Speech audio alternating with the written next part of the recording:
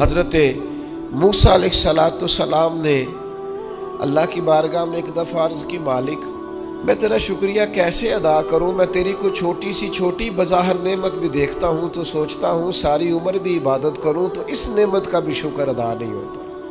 وہ جو ان کے دل کی گہرائیوں میں بات ہے وہ اپنے جذبات کا اظہار کر رہے ہیں۔ حضرت موسیٰ کلیم عرض کرتے، مالک میں تیری چھوٹی نعمت بھی کبھی دیکھتا ہوں نا تو سوچتا ہوں ساری عمر بھی اس کے لیے عبادت کروں، جھکا رہوں سجدے میں، تو اس نعمت کا شکر ادا نہیں ہو سکتا، تو ساری نعمتوں کا کیسے کروں؟ تو جب یہ جملہ کہا نا حضرت موسیٰ نے تو رب کریم نے فرمایا، اے کلیم اب آپ نے میرا شکر ادا کیا ہے۔ یہ سمجھیں آپ اس پہلو کو، یعنی جب یہ احساس پیدا ہو گیا نا کہ چھوٹی نعمت کا بھی شکریہ ادا کرنے کی طاقت ہم میں، فرمایا اب تو نے شکر ادا کیا ہے، اب سمجھ آئی ہے شکر کی۔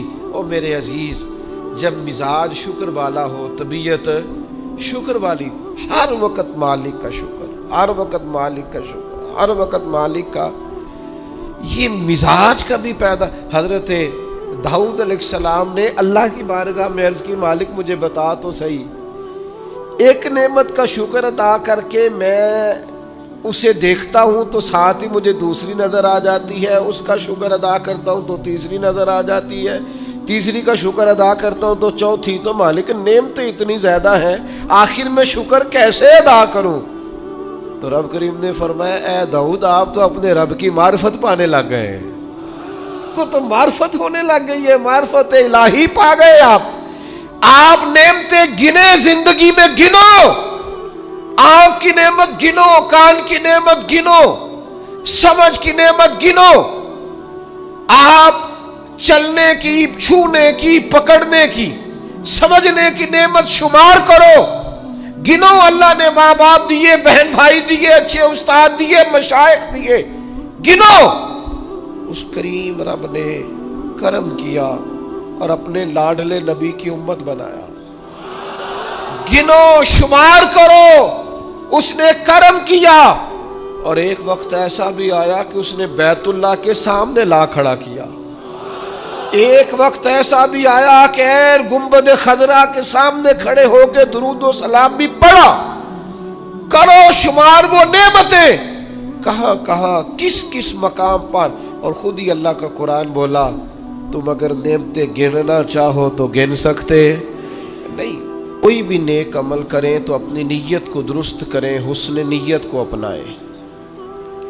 نیتوں کا بگاڑ، ارادوں کی خرابی، یہ اچھے بھلے اعمال کو ضائع کر دیتی۔ جب ہماری طبیعت اس طرح کی ہو کہ ہم اچھی نیتوں کے ساتھ آگے بڑھیں، خیر کے ارادوں کے ساتھ آگے بڑھیں، ہم اس دین کے ماننے والے ہیں جس پر قیامت والے دن ان اعمال کا بھی اجر ملے گا جو کیے ہی نہیں ہوں گے۔ تو پوچھا جائے گا، مالک یہ تو عمل کیا ہی نہیں، تو فرمائے اس کا ارادہ تو کیا تھا نا، نیت تو تھی نا، تم خالص تو تھے نا، موقع نہ بن سکا، تمہارے لیے اسباب نہ ہو سکے، لیکن اجر تو ملا۔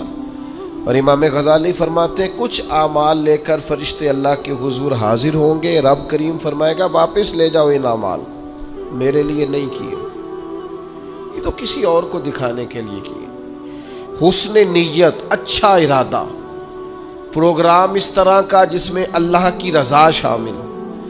آپ جب تک نیت کا وضو نہیں کرتے، ارادوں میں اخلاص پیدا نہیں کرتے، اور ہم لوگ جب تک اپنے معاملات میں آگے جانے کے لیے محض اللہ کی رضا کو پیش نظر نہیں رکھتے، اتنی دیر تک عمل بیکار ہے۔ اللہ کی مدد اس کام میں شامل ہوتی ہے جس میں اللہ کی رضا مطلوب ہو، اور جب مطلوب ہی اللہ کی رضا نہ ہو، دنیا داری، شہرت، پیسہ، مال، دولت، کچھ مل جائے، کچھ اصول ہو جائے، مجھے بھی کچھ جاننے لگ جائے، تو پھر جس طرح کی نیتیں ہوتی ہیں اسی طرح کا اس شخص کو اس کا پھل بھی دیکھنے کو ملتا ہے۔ سب سے پہلے تو اچھی نیت کسی بھی عمل کے لیے، اور اس کے فوراً بعد مناسب منصوبہ بندی۔ مسلمانوں کا آج سب سے بڑا مسئلہ یہ ہے کہ یہ کام کرتے ہیں لیکن کسی منصوبہ بندی کے تحت نہیں کرتے۔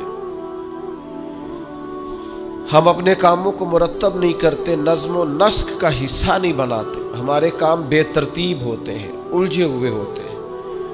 ہم جن پیارے نبی کریم صلی اللہ تعالی علیہ وسلم کے غلام ہیں، حضور ہر کام کرتے تھے تو مناسب منصوبہ بندی کے ساتھ فرمایا کرتے۔ جنگ بدر کا موقع ہے تو نبی پاک علیہ السلام نے پہلے مجلس مشاورت منعقد کی ہے، صحابہ سے رائے لی ہے، اس کے بعد صفوں کو سیدھا کرایا، ہر آدمی کی اس مقام پر ڈیوٹی لگائی، اور پھر اللہ کے محبوب نے مصلی بچھا کے اللہ سے مدد کا سوال کیا۔ جنگ احد کا موقع ہے تو سرکار نے ڈیوٹیوں کو تقسیم فرمایا، ایک چھوٹا سا حصہ صحابہ کا، ایک جماعت جس کی ڈیوٹی تھی کہ یہ درہ تم نے نہیں چھوڑنا، تو ایک درہ ہی چھوڑا ہے انہوں نے، تو اس کا نتیجہ بہت ساری شہادتوں کی صورت میں سامنے آیا ہے۔ جنگ خندق کا موقع ہے تو سرکار کی منصوبہ بندی دیکھیں، 10,000 کا لشکر مدینے پہ حملہ آور تھا، ٹھنڈ تھی، قحط تھا، تو مدینے کے تینوں جانب تو مکانات تھے، کافر داخل ہی نہیں ہو سکتے تھے، کونا خالی تھا، تو نبی کریم علیہ السلام نے صحابہ سے مشورہ کیا تو حضرت سلمان فارسی نے کہا خندق کھود لینی چاہیے۔ اس خندق کو کھودا گیا، اور پھر وہ 10,000 کے لشکر کو جس طرح روکا گیا ہے اور جس طرح وہ ناکام ہو کر لوٹ گئے ہیں، اللہ تبارک و تعالیٰ نے اس کو فتح عظیم مسلمانوں کی بنا دیا۔ فتح مکہ کا موقع آپ دیکھ لیں تو حضور کی منصوبہ بندی دیکھیں، سب سے زیادہ دینی لوگوں کو ضرورت ہے مناسب منصوبہ بندی۔ او اللہ خیر کرے گا جی، او بسم اللہ جی تسی آ جاؤ۔ او خدا کے بندے، جن بزرگوں کا آپ نام لے رہے ہیں اور جس دین کی آپ بات کر رہے ہیں، وہ دین ہی منصوبہ بندی کا حکم دیتا ہے، حکمت عملی سے اور تدبر سے چلنے کی بات کرتا ہے۔ وہ دین ہی کہتا ہے کہ آپ چیزوں کو مرتب کر کے کریں، بے ترتیب اور بے ڈھنگے، یعنی ایک شخص کے بکھرے ہوئے بال تھے، الجھی ہوئی اس کی حالت تھی، تو نبی پاک علیہ السلام نے دیکھ کے فرمایا کتنا اچھا ہوتا اگر یہ کنگھی کر لیتا، تو یہ سنوار لیتا اپنے آپ کو۔ پسند کیا نبی پاک۔ آپ اچھی منصوبہ بندی کے ساتھ آگے بڑھیں، آپ کسی کام کے لیے لوازمات بھی جمع کریں، پر آپ کا اس کے لیے طریقہ کار مرتب کرنا۔ ایک بڑی سادہ مثال ہے، کام کو کام سکھاتا ہے۔ جب آپ کوئی کام کرتے ہیں تو کام کرنا آ جاتا ہے، لیکن جب کام لوگ کرنا ہی نہیں چاہتے پھر ان کو کام کرنا نہیں آتا۔ کام کو کام سکھا دیتا ہے۔ حضور فتح مکہ کے لیے تشریف لے گئے تو نبی پاک علیہ السلام نے صحابہ کرام سے فرمایا ہر آدمی اپنی الگ سے آگ جلائے گا کھانا پکانے کے لیے۔ ایسا ہوتا نہیں تھا روٹین میں، مطلب اب کھانا پکانا ہے 500 کا 1000 آدمی کا تو ٹھیک ہے، ایک جگہ پہ کھانا پک سکتا ہے، دیگیں پکا نہیں لیتے ہم لوگ۔ فرمایا ہر مجاہد اپنا چولہا جلائے۔ تب جب 10,000 چولہے جلے تو ان کے ذہن میں تو نہیں تھا نا کہ ایک ایک بندے نے جلایا ہے۔ وہ جب چڑھے پہاڑیوں پر کفار مکہ اور انہوں نے منظر دیکھا تو انہوں نے کہا یہ تو کوئی لاکھوں لوگ آ گئے، یہ تو بڑا عجیب صورتحال ہے۔ ان پر تو روب طاری ہو گیا، اور وہ جو تھوڑا بہت مزاحمت کرنا چاہتے تھے جناب ابو سفیان نے واپس آ کے کہا سی بھی نہ کرنا، کیونکہ جتنا بڑا وہ لشکر ہے۔ جناب عباس سے کہنے لگے حضرت ابو سفیان ابھی مسلمان نہیں ہوئے تھے، کہنے لگے دیکھیے آپ کے بھتیجے کس شان و شوکت سے مکے میں داخل ہوئے۔ اسلام کسی کو دقت نہیں دیتا، لیکن نبی پاک علیہ الصلوۃ والسلام نے فرمایا فتح مکہ کے موقع پر کہ تنگ گلیوں سے داخل ہونا ہے ہم نے مکے میں، کشادہ گلیاں موجود ہیں، کیوں تنگ گلیوں سے داخل ہونا ہے؟ جب تنگ گلیوں سے لشکر گزرتا تھا تو گھوڑا گزرا، دوسرا گزرا، تیسرا گزرا، یہ تو گھنٹوں پتہ نہیں کتنا کو لمبا لشکر ہے، ان کو سمجھ ہی نہیں آ رہی تھی۔ آپ مناسب منصوبہ بندی کریں، آپ کا انداز خوبصورت ہو، آپ بہترین طرز کے ساتھ کام کریں، پھر آپ کو اندازہ ہوگا کام کیسے کرنا ہے۔ ہمیں نہ لوگ کام نہیں کرنے دیتے، لوگ پتہ کیا کہتے ہیں، او بسم اللہ پڑھو جی اللہ خیر کرے گا، او بھائی اللہ تو خیر کرے گا، پر رب کریم نے بھی تو اصول دیے ہیں نا، سارے جانوروں کی قربانی نہیں ہوتی، جانور بھی مخصوص ہوگا، اس کی عمر بھی مخصوص ہوگی، وقت بھی مخصوص ہوگا، ایام بھی مخصوص ہوں گے، طریقہ کار ہوگا. آپ بے ترتیب جب کام کرتے ہیں تو اس میں الجھاؤ پیدا ہوتے ہیں. مناسب منصوبہ بندی، ایک اچھی ترتیب، ایک منظم. میں شروع میں جب ہم نے محفلوں کا آغاز کیا تو میں نے دعا کا ٹائم لکھنا شروع کیا، اتنے بجے دعا ہو جائے گی. تو لوگ مجھے کہنے لگے آپ عجیب آدمی ہیں، اتنے بجے دعا ہو جائے گی، یہ کیسے ہو سکتا ہے، لوگ تو آتے ہی نہیں. صرف 2 دفعہ ایسا ہوا ہے، زیادہ نہیں، کہ دعا کے بعد لوگ آئے اور انہوں نے کہا محفل ختم بھی ہو گئی. 2 دفعہ. پھر ان کو پتہ چل گیا کہ یہ واقعی ختم کر دیتے ہیں، پھر ٹائم پہ آنے لگ گئے. کوئی لمبی محنت نہیں کرنی پڑی، کوئی ہمیں زیادہ نہیں وہ کرنا، کچھ بھی نہیں، کوئی ہمیں زیادہ اس میں دشواری نہیں ہوئی. آپ نظم بنائیں، نظم. میں جن محافل میں شرکت کرتا ہوں دوستوں کو پتہ ہے یہ ٹائم پہ آتا ہے اور وہ تیار ہوتے ہیں، لوگ بھی ذہنی طور پر تیار ہوتے ہیں. آپ منصوبہ بندی بنائیں کسی چیز کی، آپ اس منصوبے کے مطابق چلیں، چیزیں ٹھیک ہو جاتی ہیں.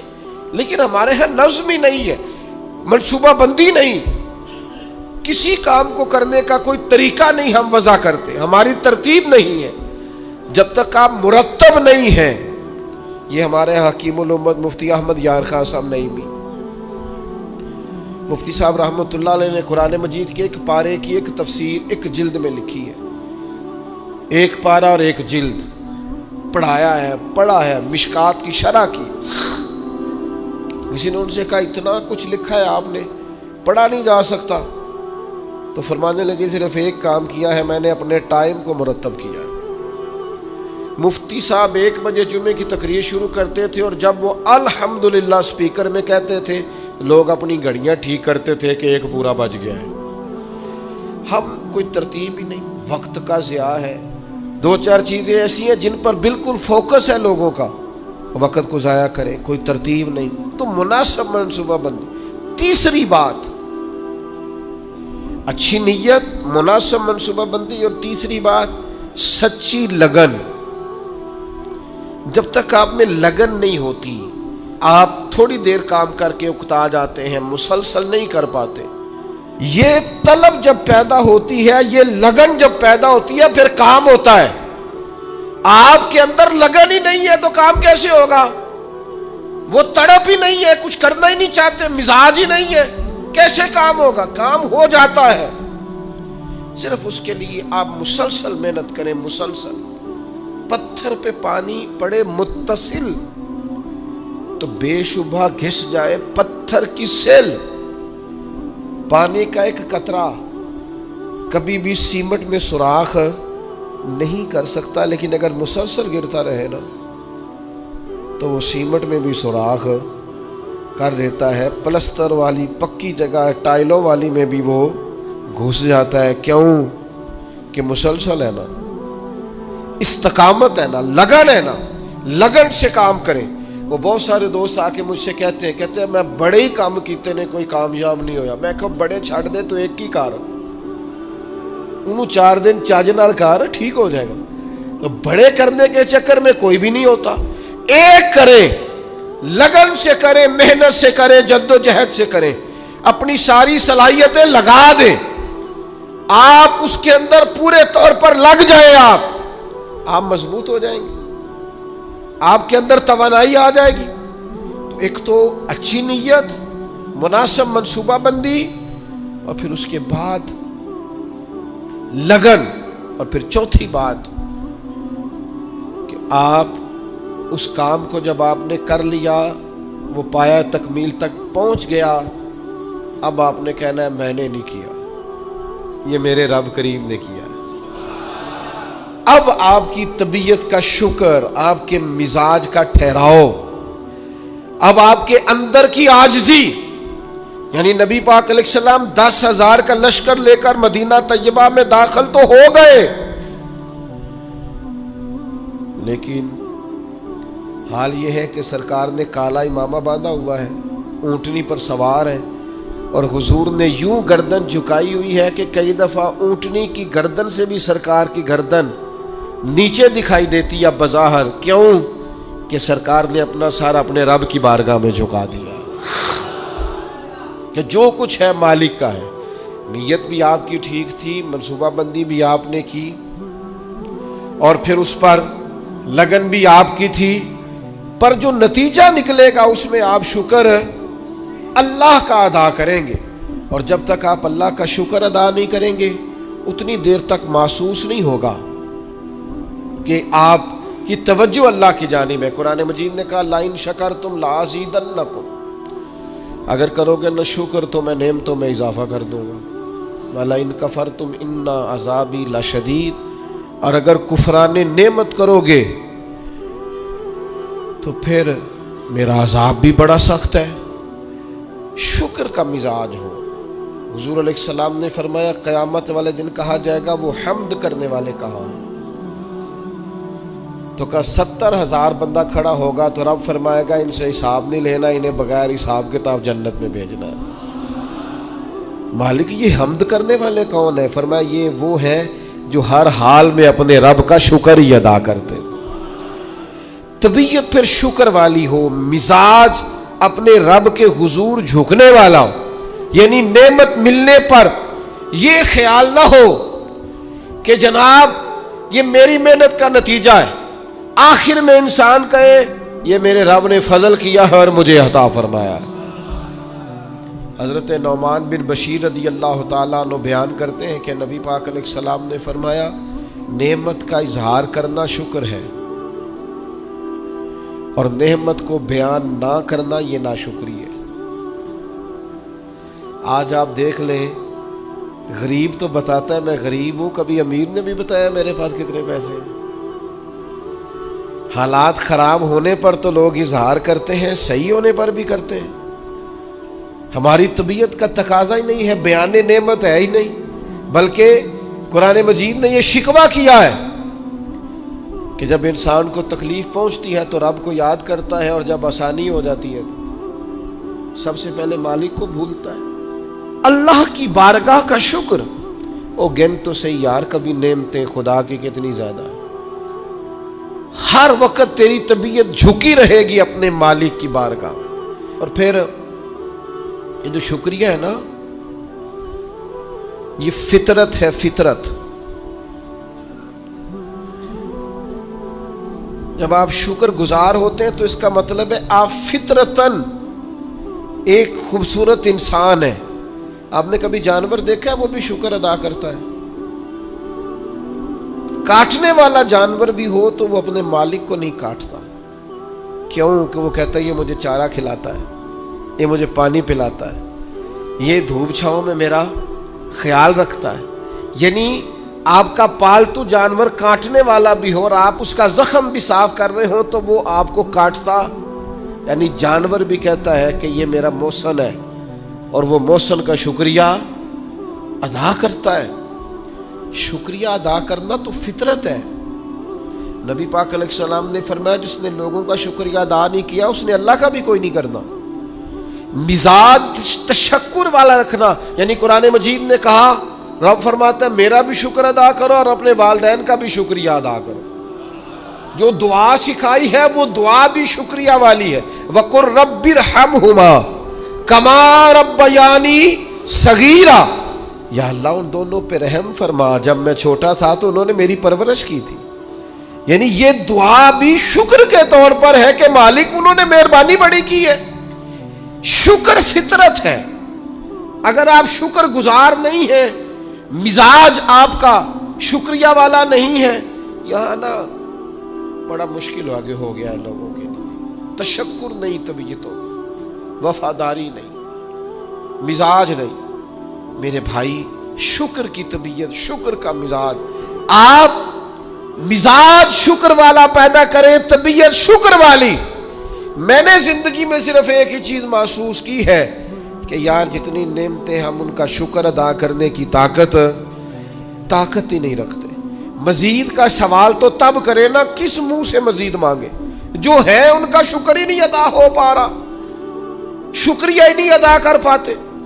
تو پہلی بات تو یہ کہ اچھی نیت اپنائیں، دوسری بات یہ کہ منصوبہ بندی کریں، تیسری بات یہ کہ لگن سے کام کریں، چوتھی بات یہ کہ جب کام ہو جائے تو پھر اپنے رب کا اور خوب ادا کریں، اور خوب ادا کریں، اور اپنے دل کو پورے طور پر تیار کریں اور ذہن سازی کریں اپنی کہ میں نے اپنے مالک کا شکر ادا کرنا ہے، اور اس کے لیے کوشش کریں. آپ دیکھیں ہمارے